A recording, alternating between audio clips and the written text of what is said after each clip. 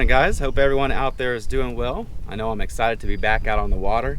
It's been a couple of weeks since I've been able to get out here and effectively fish and upload a video for you guys because I've been in the middle of a move. So for those of you that have been following along, thank you for the support. Thanks for all the positive comment and the feedback on the last video. But I have officially, my family and I, we have relocated from Savannah. We're a little further south down here in Richmond Hill. And I'm going to start exploring some new waters to the south. So today's trip, I am already positioned in a back creek system. I have some giant flats on the opposite side of the camera here, and everything is dumping out towards me.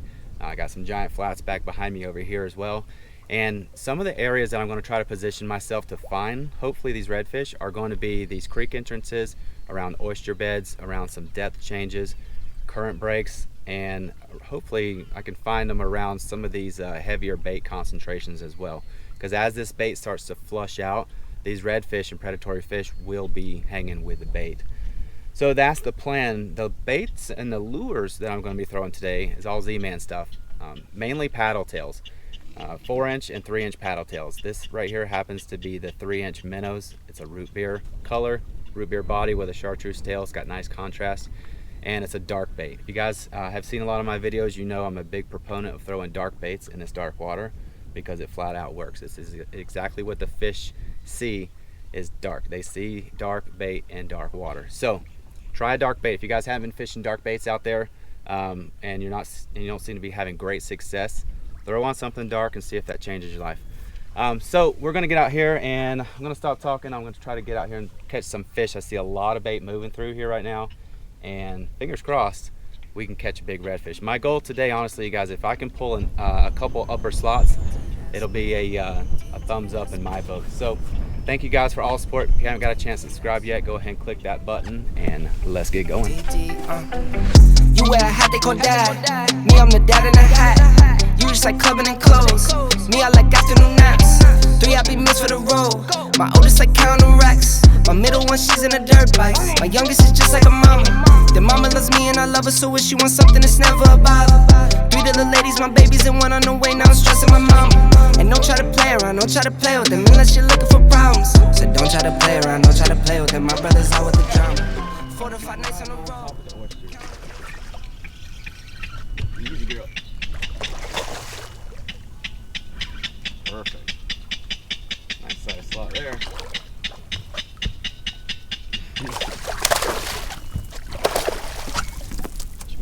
She might be over slot.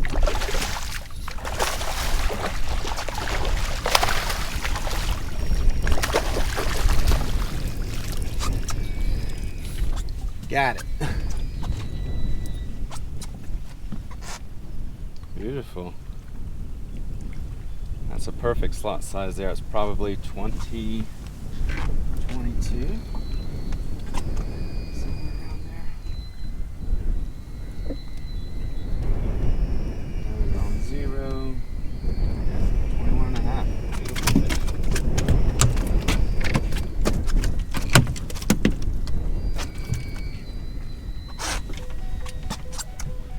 Beautiful fish. Love it.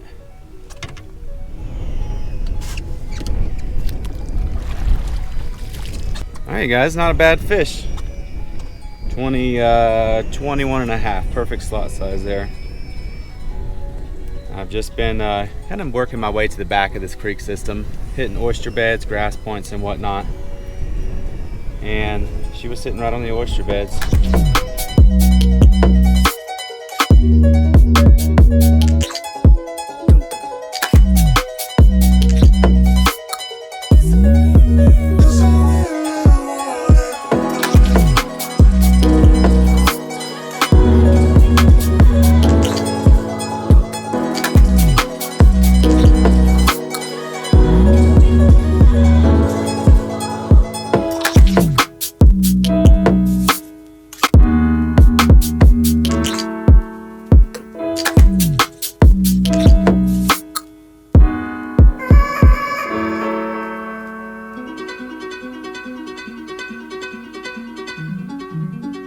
All right, so I thought I was snagged for a minute.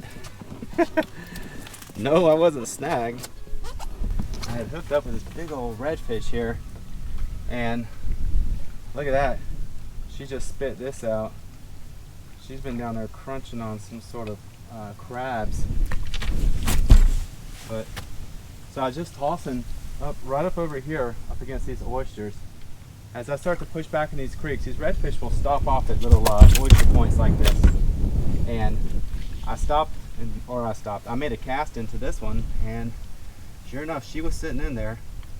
And I don't think she realized she was hooked for a while. It was very, very, very strange bite, to say the least. She's got my hook all tangled in here. Let's not get her unhooked real quick.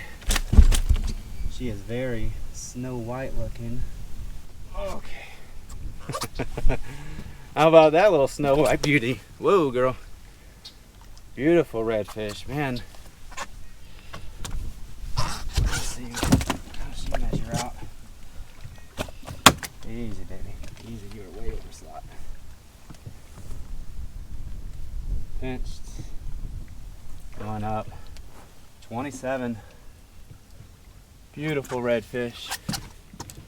One last look. How about that? Gorgeous girl. Let's let her back. She's ready to go immediately. There she goes.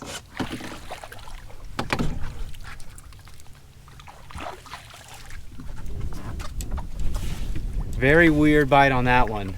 It kind of caught me off guard. I thought I was snagged for just a second, and then I felt a little wiggle, and then I thought it was a flounder, and then I just put the heat on her, and she didn't even start fighting until she got to the boat. Then she turned around and made the run back the other way. Insane. So anyways, the tide's starting to come back in now. I went on a nice long little spree of not really catching anything, not seeing too much. So I waited for the tide to come back in. I pushed into another little creek system, and here I am. I'm shooting to the back of this thing, and I was hoping there were going to be fish back here. It looked very, very fishy on the way in.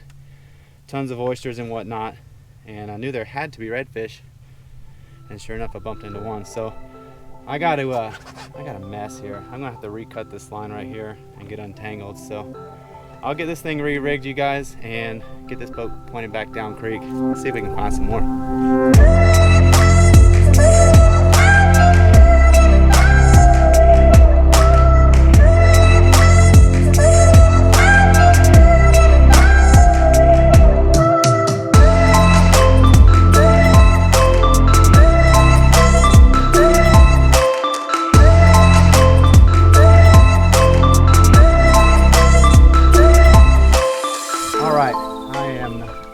Pushing any further back into this creek. I've made it as far as I want to see for today. The water temperatures right here in this spot are about 88 degrees. That's pretty warm in my mind. So I would possibly suspect that these fish are going to be behind me in some deeper areas, maybe not so much in the shallow stuff. As this water honestly comes in, it's going to be bringing in some cooler water. This is one of the things that you guys have to think about as summer starts to approach and these water temperatures start to warm up as well. That incoming tide will probably be your better bite, because as that water starts to pull in, it's bringing cooler water and it's going to re-energize these fish. Just the same mentality of fishing closer to the sound. You're going to get water coming directly from open water, and it's going to be cooler than it is if it's circulating way up in these back river systems where the water's shallow and it stays warmer all throughout the day. So I'm gonna flip this boat around and head out of here. I had a good time fishing today. I caught a couple really nice redfish. I don't know if that flounder made the video or not. It was just a little guy. But I did get to explore a new creek, and I found redfish in this creek. So I'll come back here in another day when I have a little more time to explore. Maybe see if I can line up a trip back up in this creek system where the incoming tide is happening just a little bit after daybreak. So I can get in here and have a little water to float in and have a little light to float in as well, so I'm not bumping into oysters in the middle in the pre-dawn phase. So thank you guys again for all support. You guys are amazing. If you haven't got a chance to hit the subscribe button, go ahead and click that now. Drop a thumbs up if you enjoyed the video, and I'll catch you on the next episode. Take care, you guys. God bless.